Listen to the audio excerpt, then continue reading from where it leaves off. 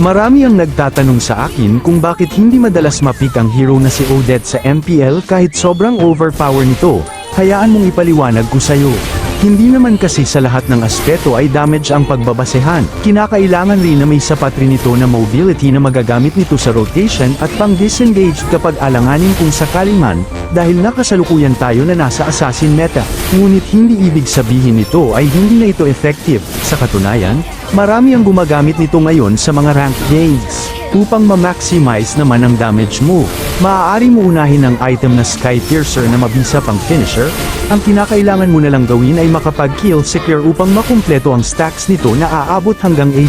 Sunod naman ay Tough Boots para sa resilience, Blood Wings para sa additional magic power at speed boost shield, Glowing Wand para sa healing reduction at para sa taglay nito na burning effect na babagay sa kanyang active skill, Holy Crystal para sa max magic power, at Winter Crown para sa temporary invincibility. Gamitin mo ang basic common emblem para sa hybrid regen, hindi ka na mamumblema sa mana at sa pag-regen ng HP.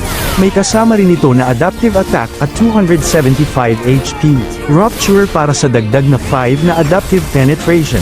Bargain Hunter kung saan ang mga presyo ng items ay maaaring ma-purchase sa 95% ng kanilang base price.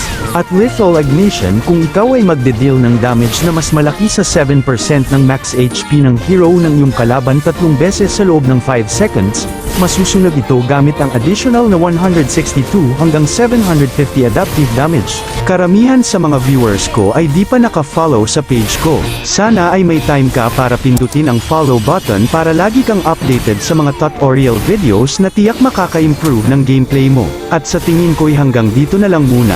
Sana'y may natutunan ka, mag-focus parati sa game dahil lahat ay pwedeng manalo sa late game. Hanggang sa muli.